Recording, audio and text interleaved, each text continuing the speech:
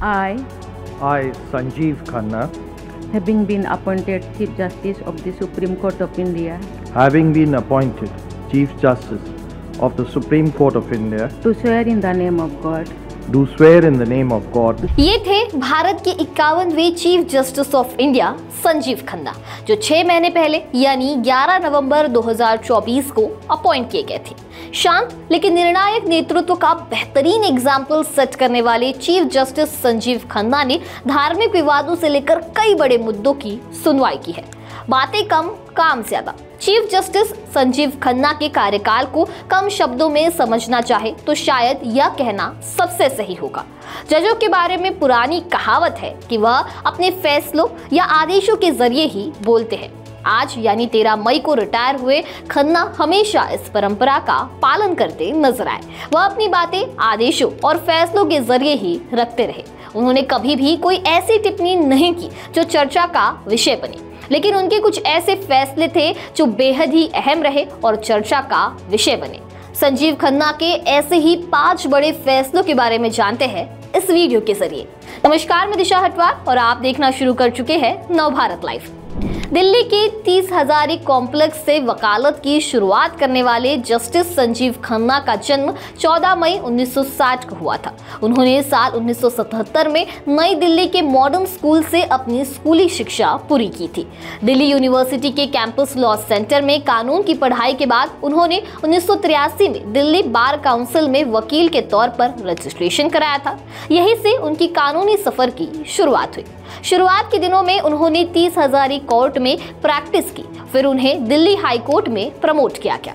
संजीव खन्ना करीब 14 सालों तक दिल्ली हाई कोर्ट के जज भी रहे हैं। इस दौरान उन्होंने कई बड़े फैसले भी लिए थे। जस्टिस संजीव खन्ना 18 जनवरी 2019 को वो भारत के सुप्रीम कोर्ट में जज के रूप में प्रमोट किए गए थे। उनके परिवार की बात की जाए तो मां सरोज खान दिल्ली के लेडी श्री राम कॉलेज में हिंदी लेक्चरर और पिता दिल्ली हाई कोर्ट के जज के तौर पर रिटायर हुए थे। चीफ जस्टिस खन्ना का व्यक्तित्व अपने पूर्ववर्ती चीफ जस्टिस DY चंद्रचूड़ से बिल्कुल ही अलग था। चंद्रचूड़ खुलकर अपने विचार रखते थे, वही खन्ना अल्पभाषी थे। 11 नवंबर 2024 को भारत के मुख्य न्यायाधीश बने खन्ना का कार्यकाल भी मात्र 6 महीने ही रहा, लेकिन उन्होंने इसे अपने ठोस निर्णयों से प्रभावशाली और यादगार बना दिया। यह निर्णय उन्होंने न्यायिक और प्रशासनिक दोनों स्तर पर लिए। पहले उनके प्रशासनिक फैसलों की बात कर लेते हैं। दिल्ली हाई कोर्ट के जज जस्टिस यशवंत वर्मा के घर पर जले हुए कैश की बरामदगी के मामले में उन्होंने बेहद सख्त और पारदर्शी रवैया अपनाया। उन्होंने मामले से जुड़े सभी तथ्य सुप्रीम कोर्ट की वेबसाइट पर सार्वजनिक कर दिए। 3 जजों की कमेटी बनाकर जांच करवाई। जब रिपोर्ट में वर्मा पर लगे आरोपों की पुष्टि हुई तो उनसे पद छोड़ने को कहा। वर्मा के इनकार के बाद रिपोर्ट राष्ट्रपति और प्रधानमंत्री को भेज दी ताकि संसद में महाभियोग के जरिए उन्हें पद से हटाया जा सके।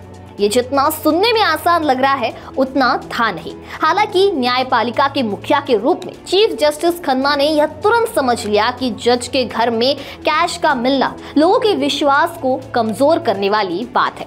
उन्होंने उच्च स्तर की पारदर्शिता और जवाबदेही दिखाकर लोगों का भरोसा बनाए रखने का प्रयास किया। इस तरह का निर्णय एक बेहद सख्त और ईमानदार व्यक्ति ही ले सकता है। इसी कड़ी में आगे बढ़ते हुए चीफ जस्टिस संजीव खन्ना ने सुप्रीम कोर्ट के सभी जजों को संपत्ति का पूरा ब्यौरा सार्वजनिक करने पर सहमत किया। 1 अप्रैल 2025 को उनकी अध्यक्षता में हुई फुल कोर्ट बैठक में इस प्रस्ताव को पारित किया गया। खास बात यह है कि इस प्रस्ताव के चलते भविष्य में भी सुप्रीम कोर्ट के जज अपनी संपत्ति की सार्वजनिक घोषणा करते रहेंगे। जजों की नियुक्ति में भेदभाव और भाई भतीजावाद के आरोपों का भी चीफ जस्टिस खन्ना ने बिना कुछ कहे जवाब दिया। उन्होंने पिछले 3 वर्षों में सुप्रीम कोर्ट कॉलेजियम की तरफ से केंद्र सरकार को भेजी गई सिफारिशों को सार्वजनिक कर दिया। इसमें यह जानकारी भी दी गई कि इन लोगों में से अनुसूचित जाति, जनजाति, ओबीसी, अल्पसंख्यक और महिला उम्मीदवारों की संख्या क्या थी। साथ ही यह भी साफ किया गया कि इनमें से कितने लोगों किसी जज के रिश्तेदार हैं। जस्टिस खन्ना ने अपने न्यायिक फैसलों और आदेशों के जरिए भी गहरी छाप छोड़ी। पुराने मंदिरों पर दावे के लिए देश भर में दाखिल हो रहे मुकदमों पर उन्होंने रोक लगा दी। उन्होंने साफ कर दिया कि 1991 के प्लेसेस ऑफ वर्शिप एक्ट की वैधता पर सुप्रीम कोर्ट के फैसले तक न तो नए मुकदमे दायर हो सकते हैं, न ही पहले दायर हो चुके मुकदमों में कोई अदालत प्रभावी आदेश दे सकती है। वक्फ संशोधन कानून को लेकर चल रहे विरोध पर भी चीफ जस्टिस खन्ना के एक कदम ने विराम लगा दिया। उन्होंने कानून की कुछ धाराओं पर अंतरिम रोक लगाने की मंशा जाहिर की। इसके बाद केंद्र सरकार ने खुद ही कह दिया कि फिलहाल किसी भी वक्फ संपत्ति को डी नोटिफाई नहीं किया जाएगा। साथ ही वक्फ बोर्ड और सेंट्रल वक्फ काउंसिल में अभी कोई भी नई नियुक्ति नहीं होगी। सुप्रीम कोर्ट के कार्यकलाप को लेकर यह शिकायत की जाती रही है कि वहां बड़े वकीलों को प्राथमिकता मिलती है, उनके अनुरोध पर मामलों की जल्द सुनवाई कर ली जाती है। चीफ जस्टिस खन्ना ने इस पर विशेष ध्यान दिया। उनके दौर में जल्द सुनवाई के मौखिक अनुरोध की व्यवस्था बिल्कुल रोक दी गई। उन्होंने बड़े से बड़े वकील को मौखिक अनुरोध करने से मना किया और कहा कि वह तय प्रक्रिया के मुताबिक रजिस्ट्री को सुनवाई को लेकर अनुरोध पत्र दे। बता दें कि सीजेआई संजीव खन्ना के रिटायर होने के बाद अब कल यानी 14 मई को जस्टिस BR गवई नए चीफ जस्टिस के तौर पर शपथ लेंगे। खैर, संजीव खन्ना के कार्यकाल के बारे में आपकी क्या राय है, हमें कमेंट सेक्शन में जरूर बताइए। वीडियो पसंद आया होगा तो इसे लाइक और शेयर करना ना भूले और ऐसे ही तमाम अपडेट से जुड़े रहने के लिए बने रहे नवभारत लाइव के साथ।